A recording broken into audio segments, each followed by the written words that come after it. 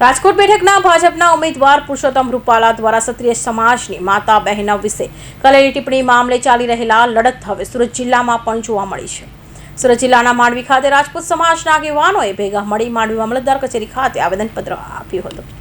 છેલ્લા 10 દિવસથી રાજ્યમાં પુરુષોત્તમ રૂપાલાને લઈને રાજપૂત સમાજમાં ભારે વિરોધનો સૂર ઉઠ્યો છે અને રાજ્યના તમામ જિલ્લાઓમાં પણ આવેદનપત્ર સહિતના કાર્યક્રમ કરવામાં આવી રહ્યા છે।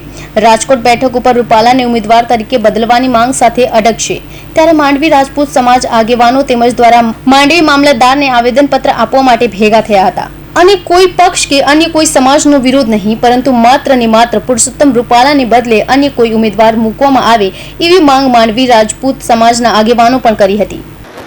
562 રજવાડાઓ દેશના ચરણે ધરી દેનારા રાજપૂતો અને રાજપૂત પરિવારો આ દેશને અખંડિત કરવા માટે જે બલિદાનો આપ્યા છે, એ બલિદાનોને યાદ કરવાને બદલે કેન્દ્રીય મંત્રીએ જે રાજપૂત સમાજની મા બેન દીકરીઓ દિગ્રેક થાય એવા જે નિમ્ન કક્ષાના શબ્દો ઉચ્ચાર્યા છે, એની વિરોધમાં સમગ્ર ગુજરાતના તમામ રાજપૂતો ક્ષત્રિયો આજે મેદાને ચડ્યા છે અને ઉગ્ર માંગણી કરી રહ્યા છે કે રાજકોટના ઉમેદવારની ટિકિટ રદ કરવામાં આવે।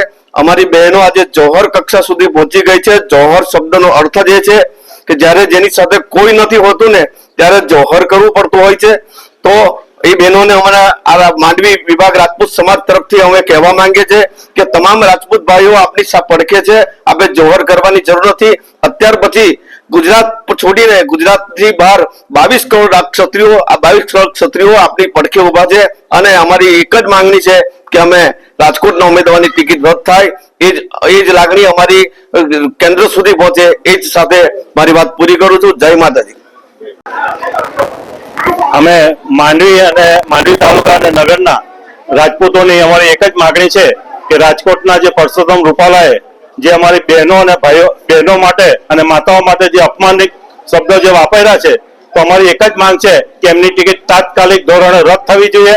અને જ્યારે આખા ગુજરાતમાં ક્ષત્રિયો આગળ આવ્યા છે તો અમારું પણ પૂરેપૂરું સમર્થન છે અને જે કરવું પડે તે અમે કરીને રહેશું। તો અમારી એક જ માંગણી છે કે અમારા માતાની અને બહેનોની જે લાગણી દુભાઈ છે એને પૂરેપૂરો ન્યાય મળવો જોઈએ અને પુરુષોત્તમ રૂપાલાની ટિકિટ તાત્કાલિક ધોરણે રદ થવી જોઈએ।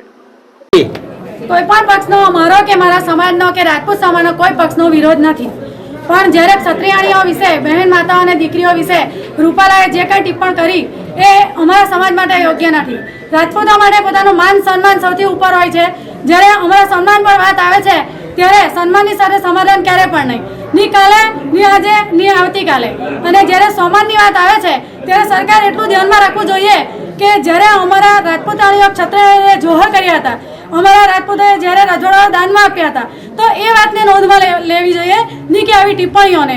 તો અમારી તો એક જ માંગ છે કે અમારા સમાજની જે લાગણી દુભાઈ છે એ સમાજના માન સન્માન માટે સરકાર રૂપાલાની ટિકિટ રદ કરવી જોઈએ અને અમને ન્યાય મળવો જોઈએ। એ એટલા માટે કે જ્યારે રાજપૂતોએ પોતાનું બલિદાન આપ્યું છે, હવે એમણે જે કંઈ કહેવું હતું એ અમારા માન વિશે, અમારા સન્માન વિશે અથવા અમારા જોહર વિશે, રાજપૂતોએ કરેલા બલિદાન વિશે કહેવું જોઈએ, નહીં કે આવા અપશબ્દોનો ઉપયોગ કરવો જોઈએ।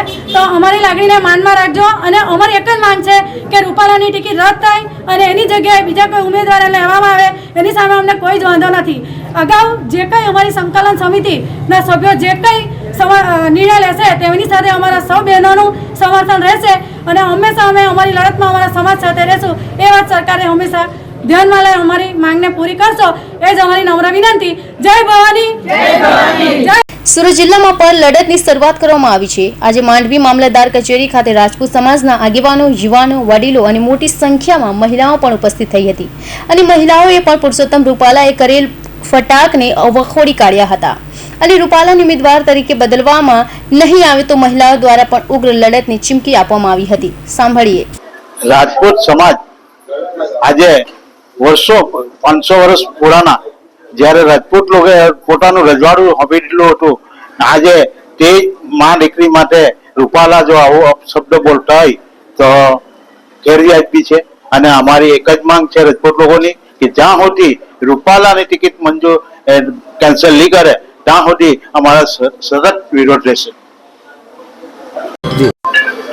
મારે આ ભાઈઓ બધું કહી ગયા છે, મારે ખાલી એટલું કહેવું છે કે આ દેશમાં ન્યાય જેવો અમને ન્યાય તંત્ર પર વિશ્વાસ છે, પણ અત્યારે એવું લાગે છે કે ક્ષત્રિયો માટે કોઈ ન્યાય નથી થઈ રહ્યો.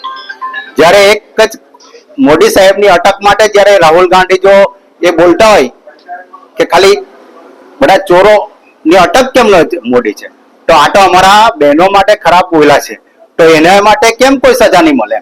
એને બી આજે સજા થવી જ જોઈએ. જયારે રાહુલ ગાંધીનું આખું સંસદ પદ કેન્સલ થતું હોય તો આને તો ખાલી ટિકિટ જ કાપવાની છે ને એ પાર્ટીના હાથમાં છે, તો કેમ નહીં કરી શકે? જો એમને ક્ષત્રિયોની જરૂર હોય તો આવું કરવું જોઈએ.